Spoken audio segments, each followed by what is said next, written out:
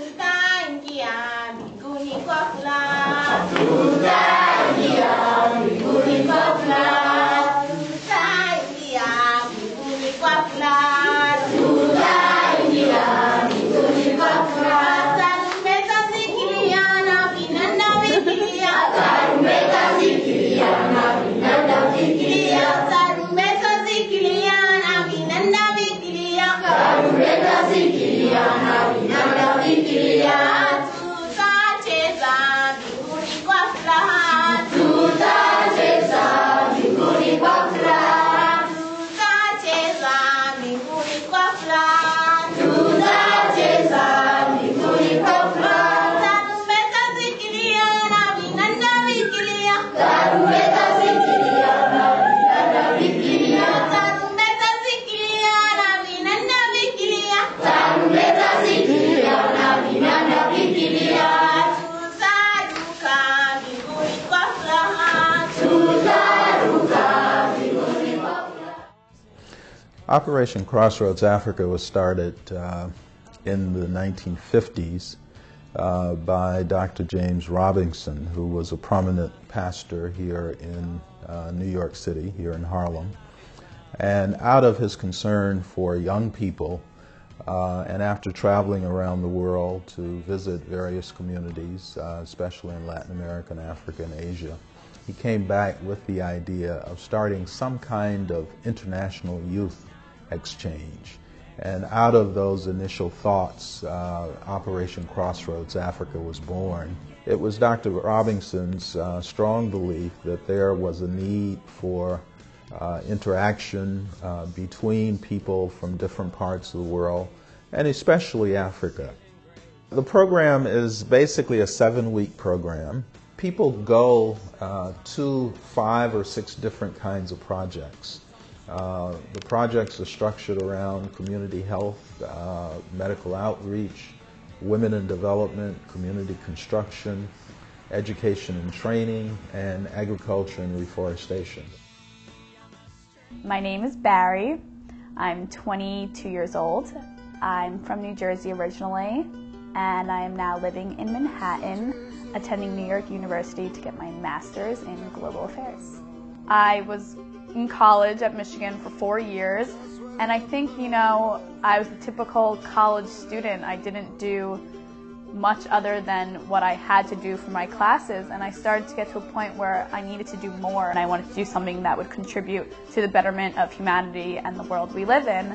And I started to do my own little search engine of different programs and organizations, and I got really into, Africa, and Operation Crossroads fit it to a T.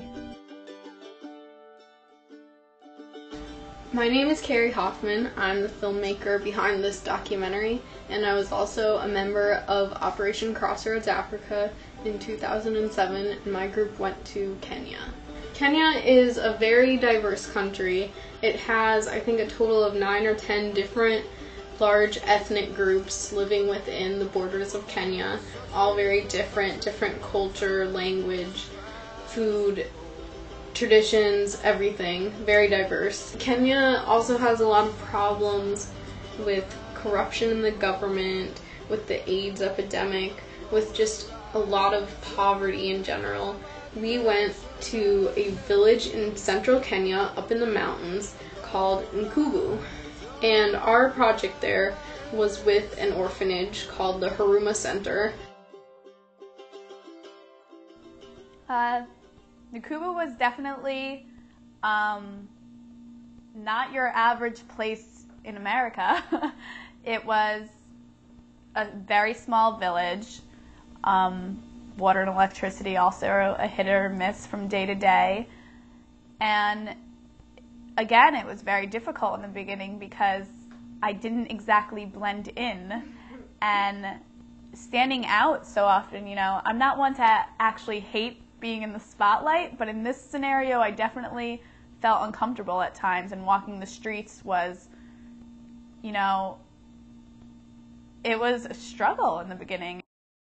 Mzungu, meaning white person. Others said it was foreigner, some said it was white. Unacceptable to be used here in America, I believe, but there it was just very common anywhere I walked. Mzungu, Mzungu.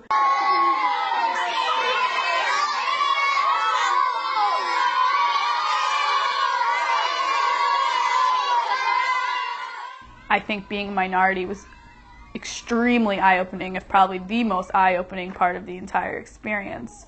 And you start to, have that internal struggle of what that means, and you realize that these are day-to-day struggles for people living in different parts of the world. And, I only had to do it for 3 months, not even. Some people in Nkubu, we were the first white people, foreigners, that they've ever even seen.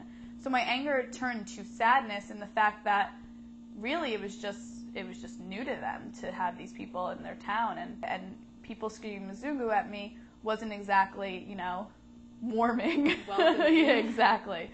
But it comes to a point where you accept it because you understand where it's coming from. This orphanage, it was hard to even call it that. It was in horrible condition. The startling reality of what these children sleep in, live in, eat in, breathe in was really despicable. Like, it was surrounded by garbage, 2 per bunk, and there were like 6 to 10 bunks in a room, and these children are wearing the same clothes every day. Some, some don't have soap, and it's just extremely unsanitary. Yeah, the conditions of Huruma were quite saddening, and the reality of what these children have to live in was what was the driving force to wake up every morning and do what we had to do.